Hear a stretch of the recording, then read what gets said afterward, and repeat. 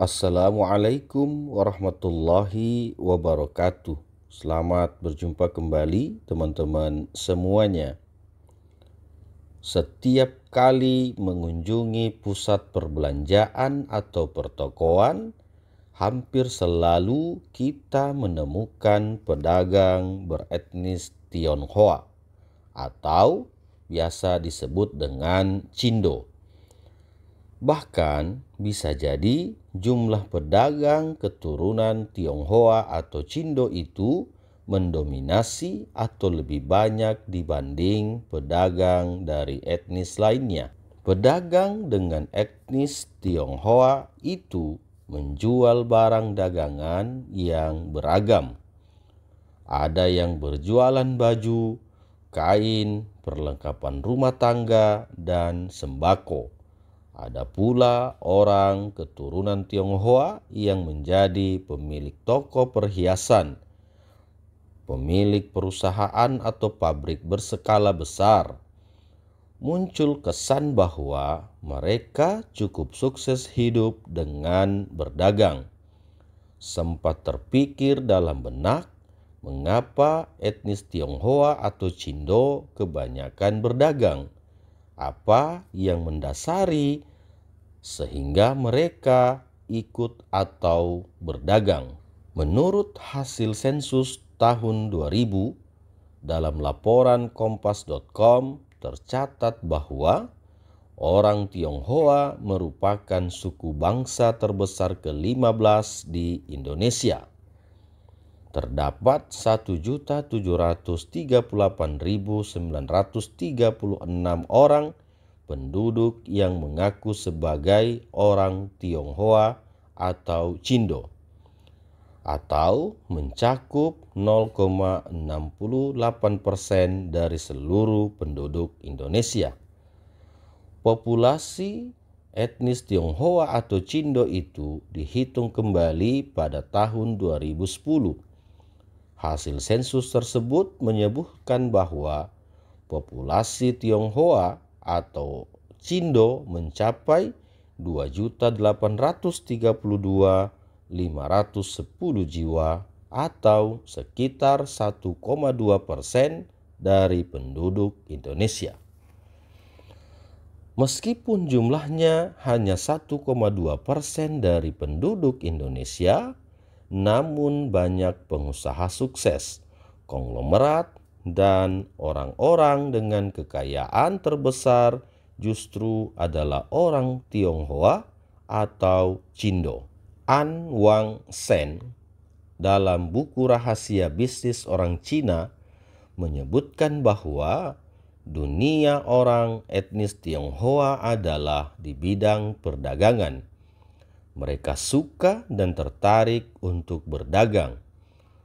Etnis Tionghoa juga percaya bahwa hanya dengan berdagang mereka dapat menjadi kaya dan meningkatkan taraf hidupnya. Menurut An, etnis Tionghoa dengan dunia perdagangan sudah bersatu padu menjadi entitas yang tidak dapat dipisahkan. Bagi mereka, berdagang lebih baik daripada bekerja dengan dan untuk orang lain. Mereka yang berdagang dianggap sebagai golongan yang matang secara finansial. Dengan kata lain, orang Tionghoa cenderung menggeluti perdagangan karena hal itu adalah cara untuk meningkatkan status sosial dan kedudukannya di dalam masyarakat luas. Jika ingin lebih berhasil dari orang lain, maka satu-satunya cara adalah bekerja dengan lebih giat dan rajin. Cara itulah yang dijalankan oleh kebanyakan pemimpin perusahaan dan ahli perdagangan yang sukses. Mereka berhasil tidak lain karena usaha yang sungguh-sungguh. Keberhasilan dan kekayaan yang mereka rasakan tidak datang dalam sekejap mata. Bekal utama mereka tidak lain adalah semangat, keyakinan, dan usaha yang tidak mengenal kata jemu. Etnis Tionghoa senantiasa berpandangan jauh ke depan dan mereka tidak akan membiarkan keadaan menjadi statis. Mereka cepat dan mampu meraih peluang dagang yang baru. Untuk berkembang, orang itu harus hijrah, bukan saja secara fisik, melainkan juga mental, jiwa, dan mendekatkan diri kepadanya. Tekad seseorang untuk berbenah adalah kunci utama keberhasilan. Yang menarik, etnis Tionghoa atau Cindo tidak takut pada persaingan dan kerugian, karena justru hal itu dapat meningkatkan inovasi, produktivitas, kreativitas, dan banyak memberikan pengalaman berharga bagi mereka. Bahkan etnis Tionghoa berpendapat bahwa perdagangan sebaiknya memberikan manfaat kepada semua pihak, baik sesama pedagang, pesaing, ataupun pelanggan.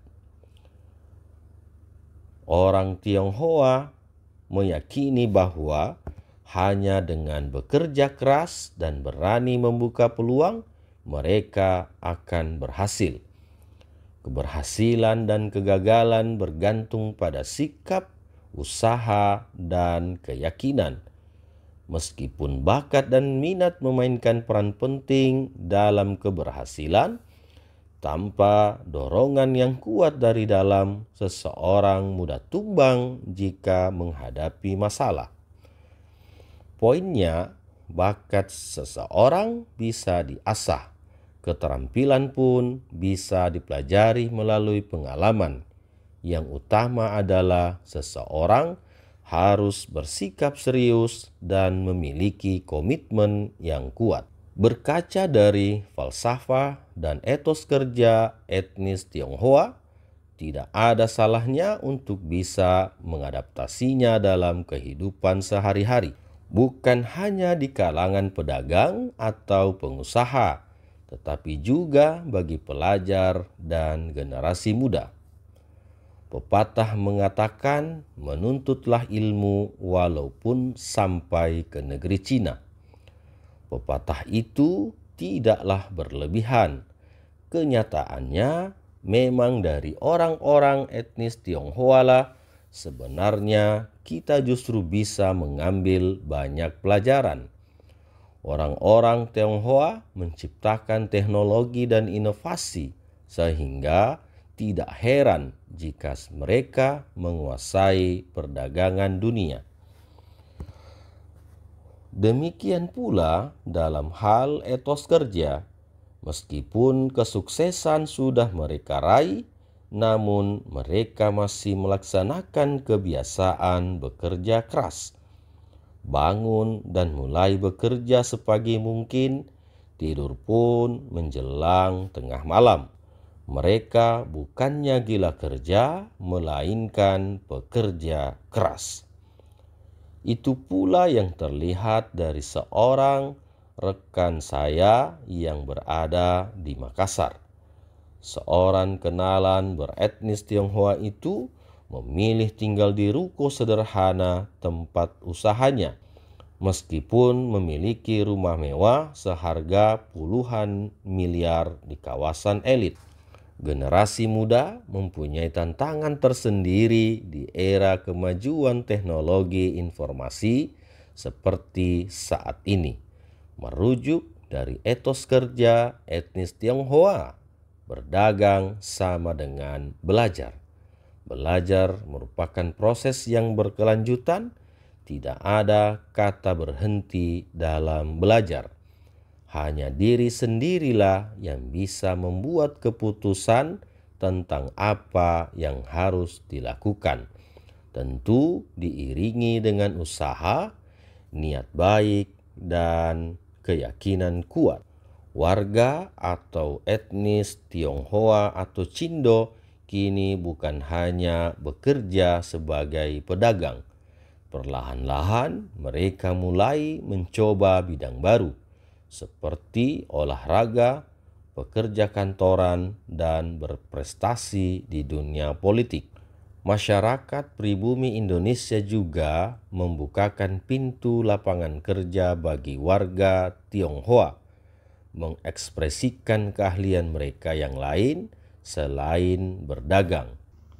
Sejarah, gejolak politik, dan sosial Cina menghadirkan nilai serta prinsip bagi para etnis Tionghoa atau Cindo, yaitu lakukan penghematan untuk dapat terus bertahan hidup, memiliki tabungan sebanyak-banyaknya, selalu bekerja keras untuk menghindari kemungkinan terburuk yang tidak dapat diprediksi. Satu-satunya orang yang dapat dipercaya adalah keluarga. Selalu utamakan pendapat dari kerabat yang tidak kompeten dalam bisnis keluarga daripada penilaian orang asing yang kompeten. Selalu patuh terhadap sistem yang menempatkan laki-laki sebagai pemimpin dalam bisnis demi menjaga keselarasan dan arah perusahaan. Investasi harus berdasarkan kekerabatan atau afiliasi keluarga, bukan prinsip abstrak. Utamakan untuk memiliki barang berwujud seperti bangunan, sumber daya alam, dan emas batangan daripada barang tidak berwujud seperti sekuritas tidak berwujud atau kekayaan intelektual. Bila mengacu pada nilai-nilai prinsip tersebut, maka tidak heran bila masyarakat etnis Tionghoa atau Cindo, terutama mereka yang menjadi generasi pertama, sebagian besar mendirikan bisnis-bisnis yang menghasilkan barang berwujud seperti perusahaan real estate, perkapalan, hingga ekspor-impor. Terima kasih teman-teman semuanya. Kita akan berjumpa pada video dan konten berikutnya. Assalamualaikum warahmatullahi wabarakatuh.